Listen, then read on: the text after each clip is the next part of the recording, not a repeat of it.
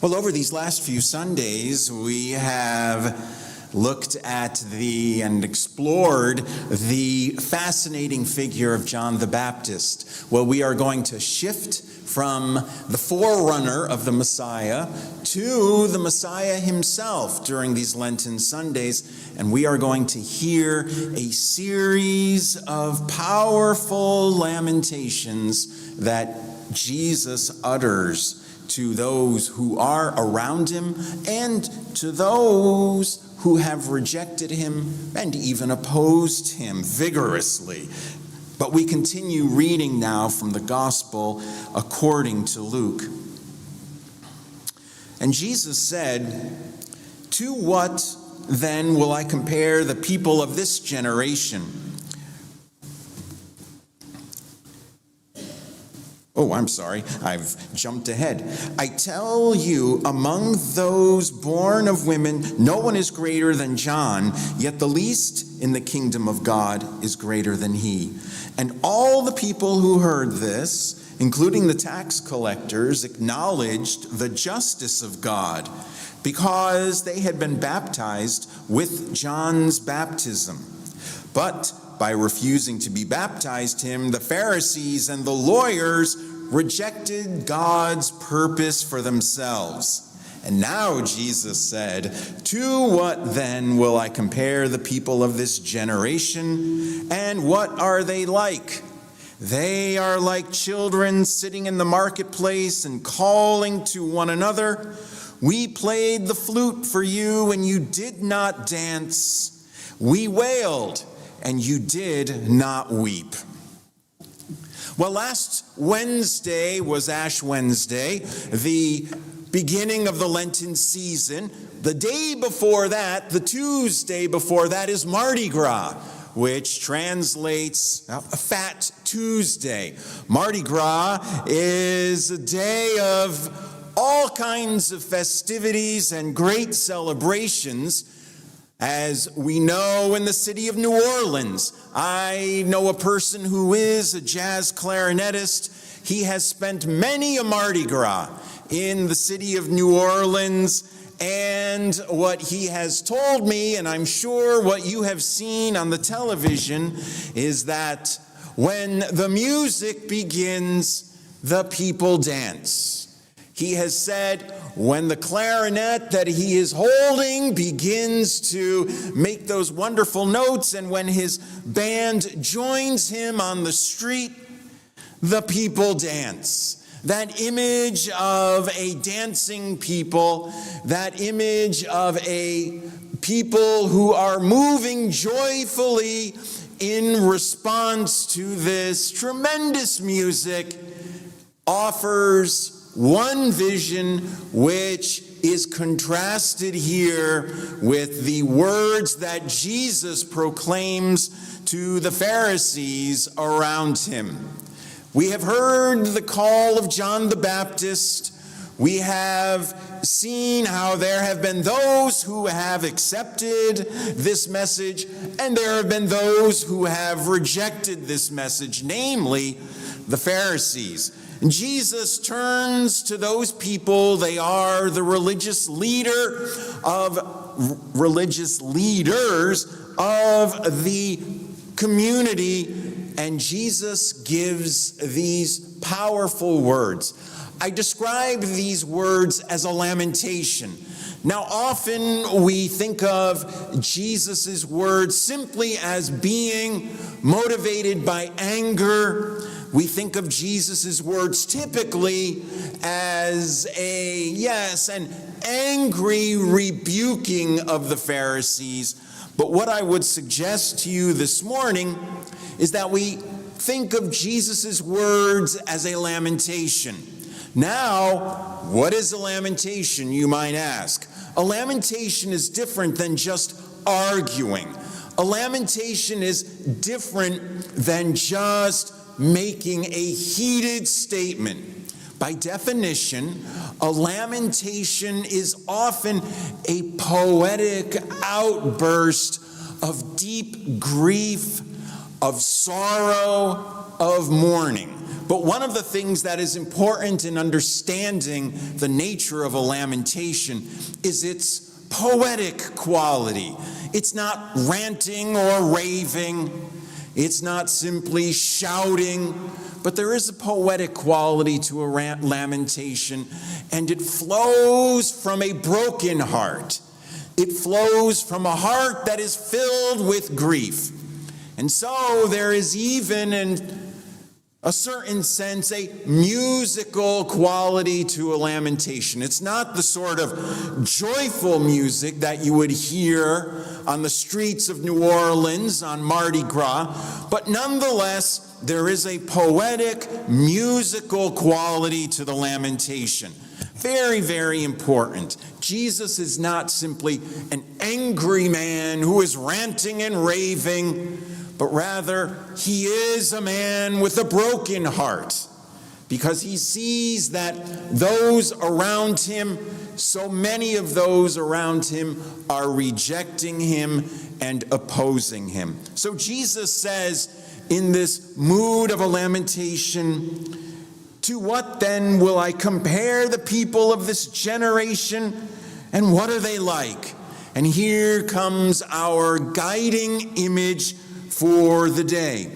They are like children sitting in the marketplace and calling to one another, "We played the flute for you and you did not dance.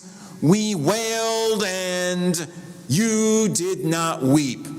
This image of children in the marketplace, we see these kids, you can imagine these kids, that they are feeling frustrated, they're feeling saddened, because they're making music and the adults passing by are ignoring the music. They're just walking on through the marketplace. And then the children are wailing. They are calling out with sadness. And the people who are walking through the marketplace, they did not weep in response to the sad cries of the children. Jesus likens himself, of course, to the children in the marketplace. He is saying with this poetic image, I have played the flute for you. I have spoken to you, if you will, with the song of redemption. I have called out to you in this musical way, you might say, with this good news of the coming kingdom. But unlike the jazz clarinetist whom I know, when he played his clarinet, the people moved and danced. When Jesus has played the flute in the marketplace, the people have walked on by. They have either ignored the music or they have even opposed the musician. It's really hard to imagine, isn't it? When we hear music, the natural response is to move. It is to dance. It is to rejoice, because there is within music that certain power that touches us deep, deep down within our souls. And when our souls are touched, our bodies move in response to what we are experiencing. That's what happens on Mardi Gras, the big parades, the big festivals, the music that's happening in the clubs and on the streets. The music is playing, and the people who are touched by that music, they are moving in response. It happens reflexively. It happens naturally. Jesus is lamenting here because he has offered this music. The message that he is offering, if you think about it in terms of music, it is a joyful message. It is good news. It is something that is life-giving. It is something that is transforming. It is something that brings joy. So So why are the people not responding?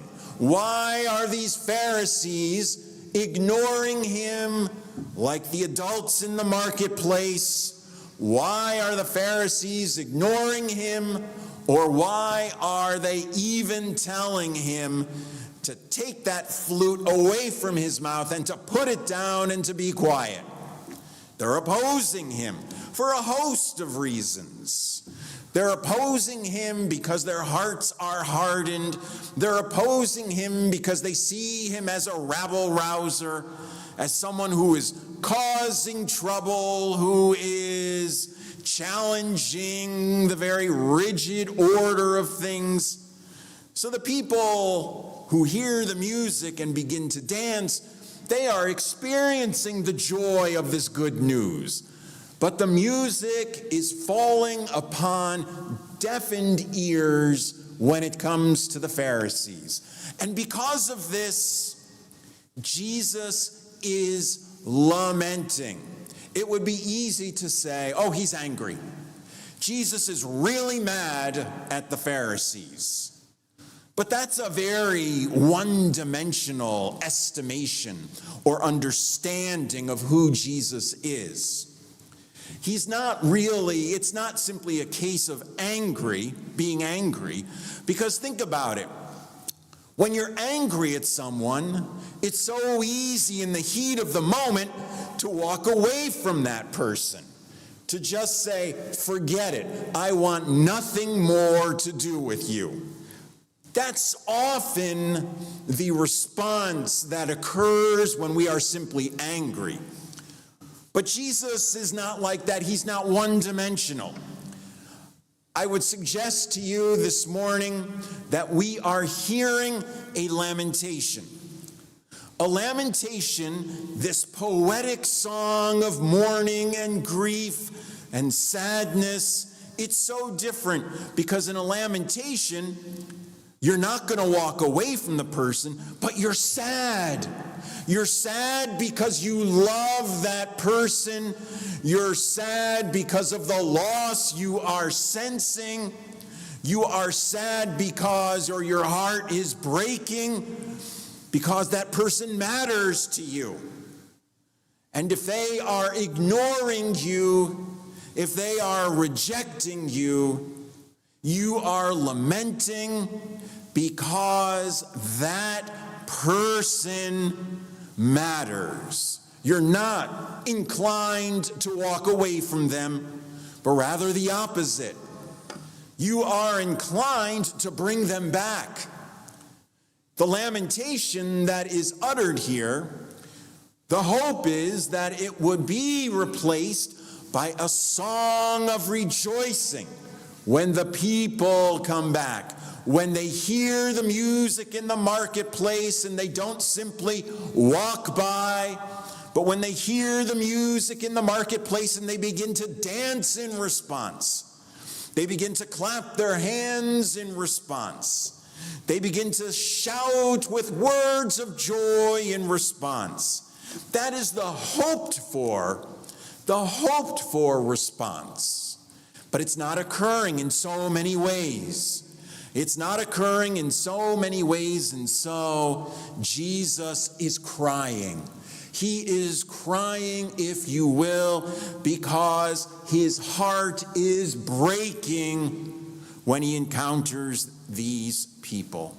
We played the flute for you, but you did not dance. And then, that is followed up by Jesus saying, I wailed for you, I cried for you, but you did not weep.